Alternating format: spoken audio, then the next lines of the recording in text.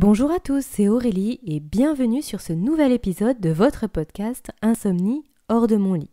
Le podcast où on essaye de trouver ensemble des solutions pour cheminer vers un meilleur sommeil, pour sortir de l'insomnie chronique, de l'insomnie sévère qui nous pourrit la vie au quotidien. Pour ceux d'entre vous qui arrivent pour la première fois sur ce podcast, je m'appelle Aurélie, j'ai 33 ans et j'ai été vraiment insomniaque pendant 15 ans. Jusqu'à ce que vraiment je touche le fond et que je commence à prendre en main beaucoup plus sérieusement ce problème du quotidien.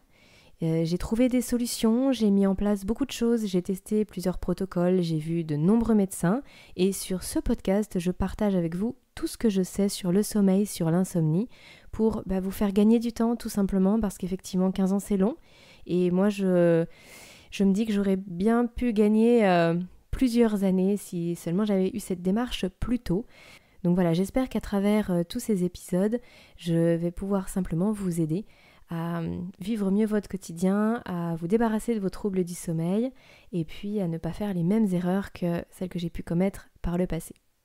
Alors aujourd'hui, je suis vraiment ravie parce que j'entame avec vous une petite série de 3 épisodes sur des conseils pratico-pratiques. Alors 7 conseils aujourd'hui pour s'endormir plus facilement. Le prochain épisode sera consacré à 7 conseils pour éviter les réveils nocturnes. Et enfin, 3e podcast pour vous présenter mes 7 meilleurs conseils justement en cas de réveil nocturne. Si malheureusement vous vous réveillez la nuit, quoi faire pour le vivre le mieux possible, on va dire, et que ce ne soit pas trop catastrophique. Avant de rentrer dans le vif du sujet, je voulais simplement partager avec vous 2 autres podcasts qui sont également sur la thématique du sommeil et qui peuvent aussi vous aider à cheminer vers la guérison de l'insomnie, on va dire. Alors, il s'agit de 2 podcasts d'un format un tout petit peu différent de ce que moi je vous propose, dans le sens où ce sont des très courts épisodes, un petit peu comme des bulles de 3, 4 ou 5 minutes sur une thématique très précise à chaque fois. Alors si vous tapez Institut Somna dans votre moteur de recherche de podcast, vous allez avoir une 20aine d'épisodes animés par Véronique Bellemare, qui est la fondatrice de l'Institut Somna et qui vous prodigue des conseils sur l'ensemble des paramètres liés au sommeil, ce qu'on a pu voir dans les précédents épisodes, parce qu'il y a plein de paramètres à prendre en compte lorsqu'on parle de sommeil et d'insomnie. Donc là, vous allez avoir des conseils sur, par exemple, l'alimentation, sur les techniques de respiration, mais aussi des explications sur comment fonctionne le sommeil. Vous allez retrouver ces thématiques aussi sur l'autre podcast qui s'appelle Son sommeil. Si vous tapez Son sommeil Dream, D-R-E-E-M, c'est la même chose, vous allez trouver une 20aine d'épisodes aussi, idem sur le fonctionnement du sommeil, des très courtes bulles de 3-4 minutes pour aborder une thématique. Voilà les amis, ce que je voulais simplement partager avec vous, parce qu'effectivement, plus on se renseigne sur le sommeil, sur l'insomnie, sur le fonctionnement de son corps, plus on comprend comment ça fonctionne et plus on a de chances de pouvoir faire les bons premiers pas pour ensuite sortir de sa situation. Et c'est vrai que l'apprentissage, la connaissance, la compréhension, c'est la base, c'est vraiment la clé pour ensuite mettre les bonnes actions en place. Alors cela dit, c'est parti maintenant pour le podcast du jour, à savoir les 7 conseils pour s'endormir plus facilement.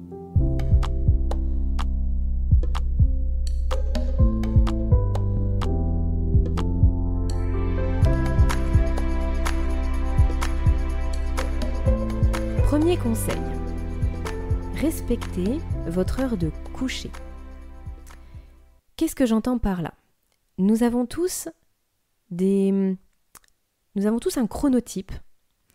Je vous en parle dans le podcast, dans la chronique de livres que j'ai faite récemment. Je vous ai parlé du livre qui s'intitule « Quand ?»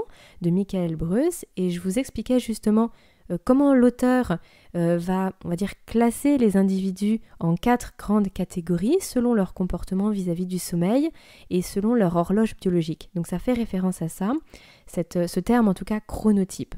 Donc effectivement, il y a certaines personnes qui vont être plus du matin, qui vont être plus du soir, qui vont avoir un sommeil de moins bonne qualité, plus léger, etc. malheureusement ce dont on souffre quand on est insomniaque. Et c'est pas juste dans nos têtes, c'est pas juste j'aime bien être du matin ou j'aime bien être du soir. C'est-à-dire que réellement, au niveau biologique, au niveau de notre chronobiologie, on va être soit un petit peu décalé vers l'avant, soit un petit peu décalé vers l'arrière. Donc, on va avoir une aptitude à, on va dire, veiller plus tard, mais on va avoir besoin de se réveiller plus tard aussi. Ou alors, on va être très fatigué le soir, par contre, on va être capable de se réveiller très tôt sans grande difficulté.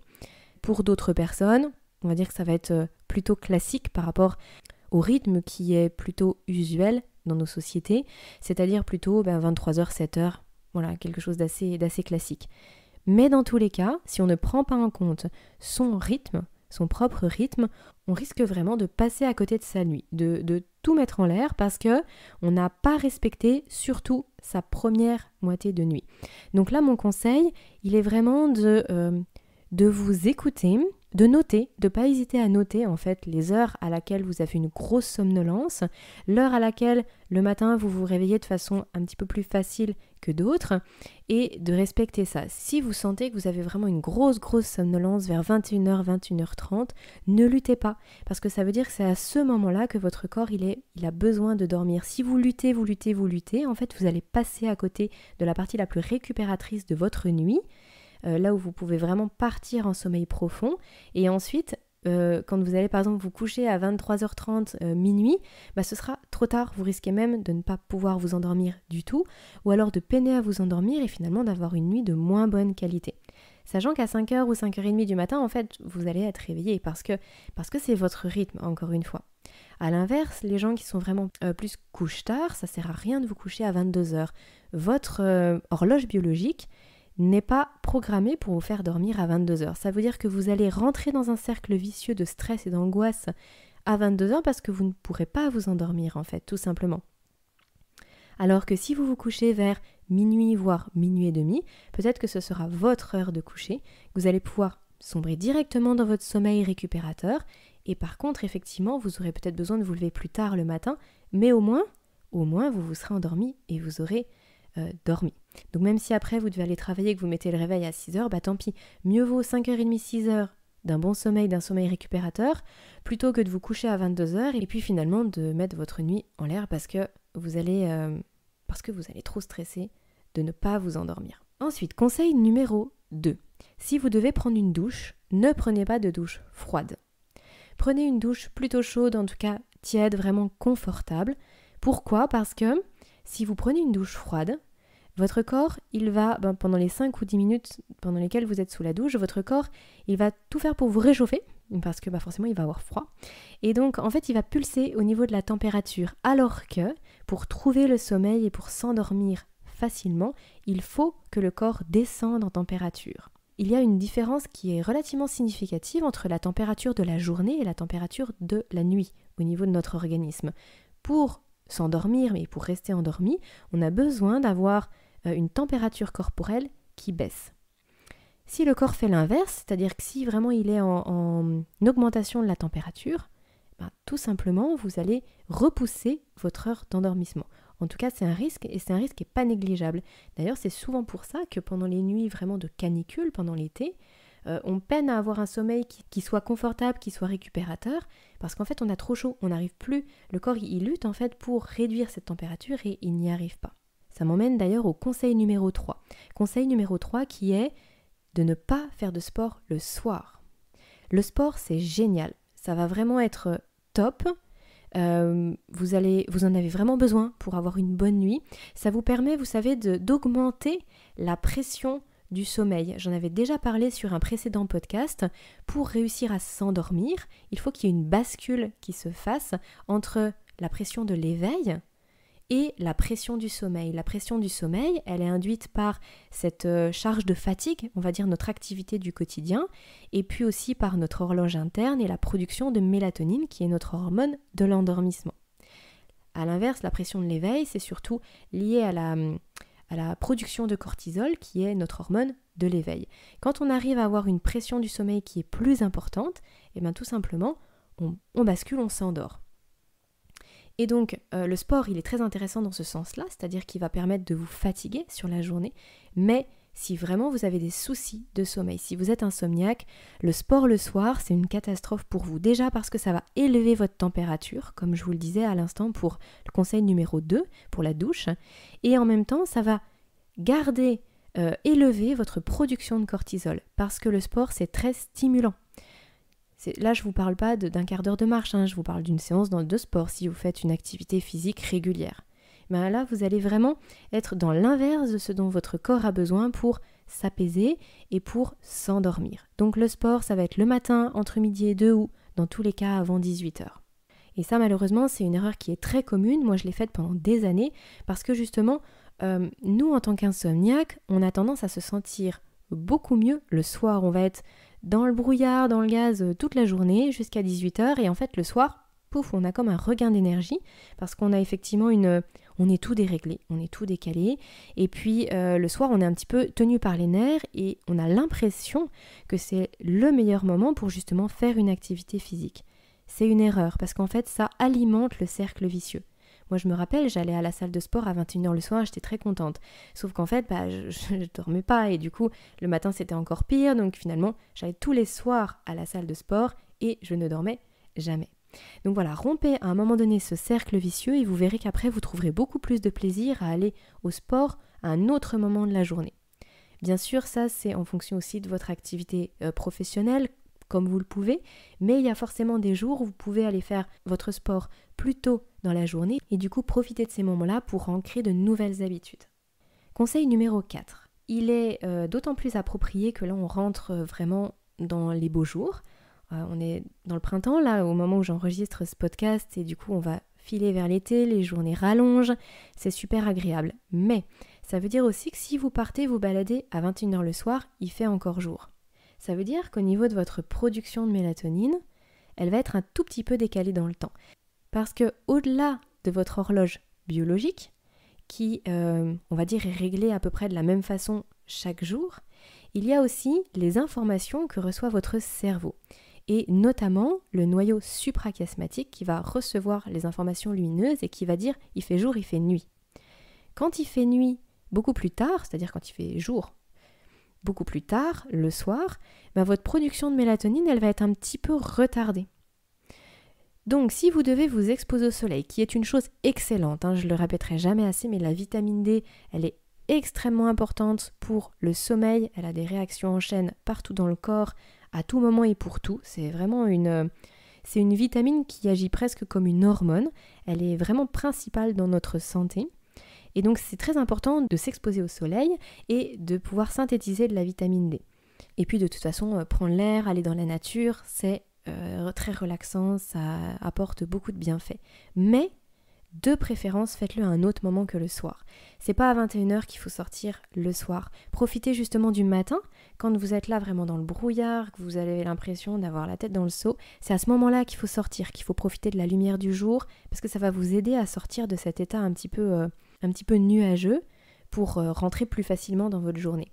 Mais le soir, on va privilégier des activités où il y a peu de luminosité. Et vous allez encore mieux comprendre pourquoi le conseil qui arrive, mon conseil numéro 5, est très important. Conseil numéro 5, c'est le fait de ne pas vous mettre devant les écrans au moins 2 heures avant de vous coucher. Je suis sûre que vous avez déjà entendu cette recommandation-là, mais vraiment, est-ce que vous le faites ? Est-ce que vous le faites dans votre quotidien ? Peut-être pas. D'ailleurs, j'ai envie de dire probablement pas. Il y a très peu de personnes qui arrivent à couper les écrans 2 heures avant de se coucher. Parce qu'on n'a pas, on n'a pas l'impression qu'il y a un impact. Et moi, la première, mais je ne le faisais pas. Je me le disais que ça devait probablement être bien, je ne le faisais pas. Par contre, les amis, je vous assure que quand j'ai commencé à le faire, mais j'ai vu une amélioration significative sur mon sommeil. Alors, pas forcément sur l'endormissement en ce qui me concerne, mais par contre sur la qualité de mon sommeil la nuit. Pour d'autres personnes, ça va jouer sur les deux, à la fois sur l'endormissement, à la fois sur la qualité du sommeil. C'est pour ça que je vous en parle aujourd'hui. Pourquoi ? Parce que, comme je vous expliquais, à partir du moment où vous recevez de la lumière qui peut s'apparenter à la lumière du jour, vous avez votre production de mélatonine. Pour rappel, c'est vraiment l'hormone du sommeil qui va vous faire plonger dans le sommeil. Et bien tout simplement, elle va être retardée. Elle va être retardée d'autant de temps. Il ne faut pas oublier que la lumière bleue des écrans, elle est vraiment similaire à la lumière blanche qu'on a dehors toute la journée. Vous savez que dans la luminosité du quotidien, du soleil, la lumière du soleil, il y a plusieurs spectres de couleurs. Et le matin, la lumière elle est plus intense et elle est plus blanche. Ensuite, plus on avance dans la journée, plus on se rapproche du soir et plus la lumière elle va devenir jaune-orangé. Cette lumière-là, elle est moins synonyme d'éveil. Elle va moins couper la production de mélatonine. Par contre, la lumière blanche, elle indique l'éveil. Et la lumière bleue des écrans, que ce soit tablette, ordinateur, téléphone, même les téléviseurs, ils émettent justement cette lumière bleue qui va vous tenir en éveil. Alors certaines personnes ressentent moins cet effet par rapport à la télévision, parce qu'on est déjà plus loin au niveau de l'écran, mais malgré tout, si vous y êtes sensible, ça va jouer sur votre endormissement et sur votre sommeil. D'autant qu'aujourd'hui, les écrans, ils sont quand même assez énormes dans nos foyers, et puis que la qualité, elle est très bonne, la lumière est souvent très intense. Donc, s'il vous plaît, testez plusieurs soirs d'affilée où vraiment vous coupez les écrans à 20h, 20h30, vous faites autre chose et vous voyez ce que ça donne. Tant que vous n'aurez pas testé, vous ne pourrez pas être sûr que pour vous, il n'y a pas d'influence. Je sais que culturellement, on a l'habitude de regarder un film, une émission, n'importe quoi le soir, on est très souvent sur écran, mais il y a moyen de remplacer ça par d'autres activités, donc il faut tester. Et justement, mon conseil numéro 6 va dans ce sens, puisque je vais vous demander de tester une routine. Créez-vous votre propre routine. Ça, c'est pareil, c'est un conseil qui me tient vraiment à cœur. Parce que tant qu'on ne l'a pas fait, on ne se rend pas compte de l'importance qu'apporte le cerveau à une routine dans son quotidien. Alors je ne sais pas, vous connaissez peut-être les routines matinales.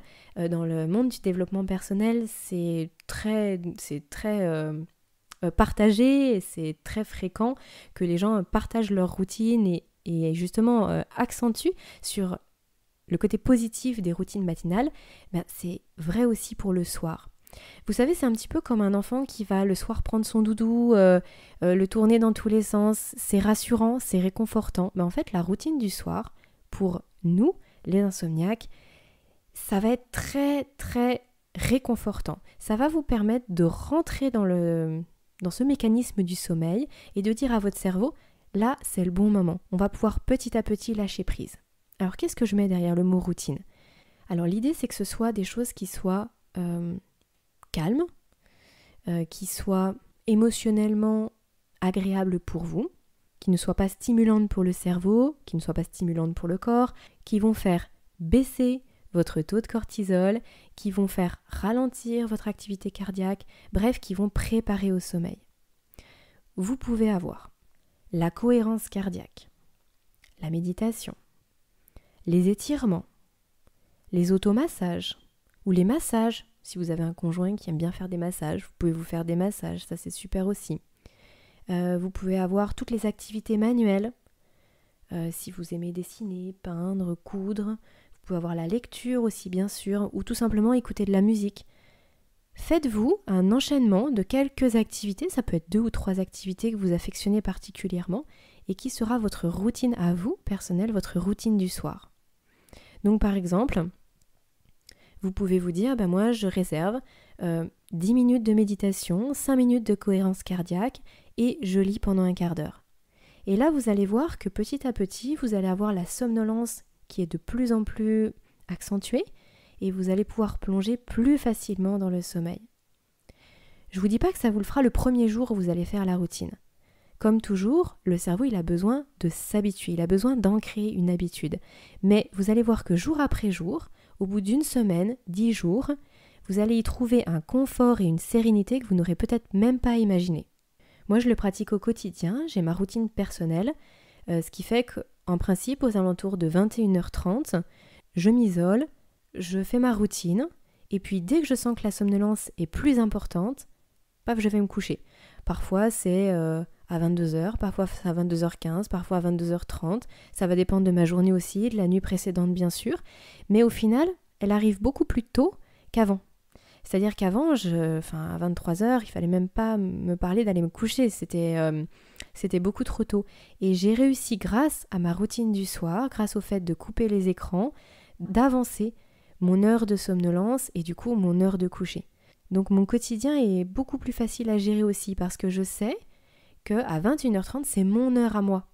Donc je me prévois rien de particulier le soir, rien de stimulant, etc. Je dis que c'est plus facile à gérer parce que la plupart du temps, quand on ne se fixe pas son agenda, quand on ne se fixe rien de particulier, en fait on laisse à peu près tout arriver et dans n'importe quel sens. Et on se retrouve le soir à 23h à travailler ou à faire des choses qui n'ont rien à faire, à être faites le soir finalement. Alors dernier conseil numéro 7. C'est un conseil un petit peu plus psychologique, je m'explique. Je vous propose de préparer votre potentiel réveil nocturne pour vous libérer l'esprit. Et vous allez voir, je vais vous en parler dans les prochains podcasts, mais il y a vraiment des choses très importantes à faire et notamment ne pas rester couché. Parce que si vous restez couché, ça alimente ce cercle vicieux du non-endormissement de la nuit. C'est cata, en plus on rumine, on pense à plein de choses et de toute façon on ne se rendort pas. Donc moi je vais vous conseiller de vous lever. Mais voilà, c'est au milieu de la nuit, vous avez votre conjoint qui dort, vous avez peut-être vos enfants qui dorment. En gros, vous savez même pas quoi faire finalement, faut pas faire de bruit, etc. Moi, je vais vous proposer de vous préparer. De préparer, par exemple, un cahier avec un stylo pour pouvoir noter les idées que vous avez, pour pouvoir noter éventuellement vos émotions, pour vous en débarrasser. Je vais vous proposer d'avoir un verre d'eau à côté de vous. Je vais vous proposer d'avoir, par exemple, je sais pas moi, votre liste de courses. Si vous avez votre liste de courses qui tourne en boucle, vous avez peur d'oublier quelque chose, vous allez le noter sur votre liste de courses. Prévoyez ce que vous pouvez faire la nuit pour vous libérer l'esprit. Comme ça, vous vous dites, ok, même si je me réveille, même si je dors pas très bien, même si j'arrive pas à m'endormir, je vais faire ça. Et du coup, psychologiquement, vous vous enlevez un poids, en fait. Vous enlevez cette pression qu'on se met en se disant, il faut absolument que je dorme. Là, c'est pas grave. Vous vous endormiez pas, ok, vous vous levez, vous faites autre chose. Mais du coup, vous l'avez préparé. Et votre tête, elle est libérée. Quand on se libère la tête, il y a quand même vraiment beaucoup de choses qui vont mieux, notamment pour l'endormissement, le fait de ne pas cogiter à mille et une choses. Parce que souvent, on ne s'endort pas parce qu'on pense à des choses et qu'on a peur d'oublier les choses auxquelles on pense. On se dit ça, c'est important. Ou alors, oh là, ça tourne en boucle dans ma tête. Vous savez, c'est un petit peu comme les chansons. Parfois, on a un air de chanson qui tourne en boucle dans la tête et souvent, les gens conseillent de l'écouter une bonne fois pour toutes pour qu'elle s'en aille. Bon, parfois ça marche pas, mais là, c'est un petit peu ce que je vous propose avec le sommeil. Peut-être que ça ne fonctionnera pas toujours. Peut-être que ça fonctionnera pour vous et puis pas pour votre voisin. Bref, en tout cas, il faut tester. Moi, personnellement, c'est quelque chose qui fonctionne très très bien. J'aime beaucoup préparer ce que je peux faire si je m'endors pas ou si je me réveille la nuit. Comme ça, je me dis, au moins je gagne du temps pour ma journée du lendemain, ou alors je sais que si le soir j'ai quelque chose qui me tourne dans la tête, que j'ai peur d'oublier, je sais que je peux le noter, j'ai tout à proximité, j'ai ma petite lampe de poche, j'ai mon stylo, je réveille personne, j'embête personne. Bref, je me couche plus sereine. Alors si je récapitule, respectez votre heure du coucher. Ne luttez pas contre votre chronotype, vous verrez que vous allez vraiment trouver un rythme qui sera plus favorable, vous allez être 1000 fois mieux en faisant ça. Si vous prenez une douche le soir, prenez-la tiède ou chaude, mais ne la prenez pas froide. Évitez le sport après 18h. Évitez aussi trop d'exposition du coup à la lumière du jour pour favoriser la production de mélatonine plus rapidement le soir et en plus grande quantité. Pour les mêmes raisons, pas d'écran. 2 heures avant, on coupe tous les écrans, on fait autre chose. Et du coup, on essaye d'instaurer une routine qui sera toujours la même, forcément. C'est l'idée même d'une routine. Votre routine personnelle que vous allez pouvoir appliquer jour après jour et qui va vous aider à plonger vers l'endormissement, qui sera vraiment un confort pour vous, quelque chose de serein, d'agréable. Et dernier conseil, préparez un éventuel réveil nocturne ou préparer un non-endormissement. Qu'est-ce que vous allez faire si vous ne vous endormez pas? Qu'est-ce que vous allez faire si vous avez trop de choses qui vous tournent dans la tête? Voilà les amis, j'espère que ces 7 conseils pratico-pratiques vont pouvoir vous aider dans votre quotidien. L'idée c'est bien sûr de les appliquer tous Rappelez-vous que les mécanismes du sommeil fonctionnent tous en synergie, donc plus on active de leviers, plus on a de chances de sortir de l'insomnie, ou en tout cas de réguler un petit peu plus ces troubles du sommeil, parce que comme je le disais dans le précédent podcast, l'erreur c'est de vouloir dormir à tout prix. Quand on souffre vraiment de gros troubles du sommeil, il faut savoir apprécier les petites victoires. Donc si vous arrivez à mettre en place ces 7 conseils et que du coup, une fois sur 2, vous vous endormez mieux, c'est déjà une victoire.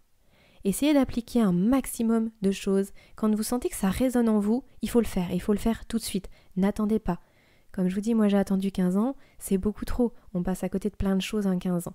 Donc voilà, prenez vraiment votre sommeil en main dès maintenant. Ce sont des choses qui sont très simples à appliquer dans le quotidien. C'est pas parce que c'est simple que ça ne fonctionne pas. C'est souvent une erreur qu'on fait. On a l'impression que si c'était si simple, tout le monde le saurait et ça irait beaucoup mieux. Oui, mais en fait c'est simple, mais les gens le font pas.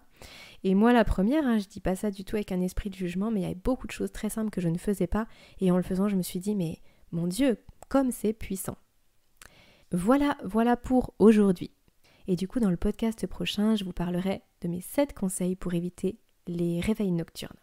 D'ici là les amis, vous savez que vous pouvez vous inscrire à la newsletter, vous avez le lien dans la description, vous avez juste besoin de cliquer sur le lien, de rentrer votre prénom et votre adresse mail, et ensuite une fois par semaine, je vous envoie un mail pour vous parler d'un point précis sur le sommeil, d'un résultat d'étude que je viens de voir, ou de tout ce dont je ne peux pas forcément vous parler en podcast, et qui me tient à cœur de vous partager. Et puis ça me permet aussi tout simplement de rentrer en contact avec vous, parce que là aujourd'hui je me sens parfois très frustrée, je vous en parlais la dernière fois, je suis parfois très frustrée de ne pas pouvoir être en contact avec vous, de ne pas mieux vous connaître. Donc quand vous inscrivez à la newsletter, je vous envoie un petit questionnaire de 6 questions pour savoir tout simplement qui vous êtes et ce que vous recherchez. Donc voilà, ça permet à la fois de mieux se connaître et puis toujours pareil, d'avancer ensemble, de partager un maximum d'informations. Et maintenant, d'ici le prochain podcast, prenez bien soin de vous. À très vite.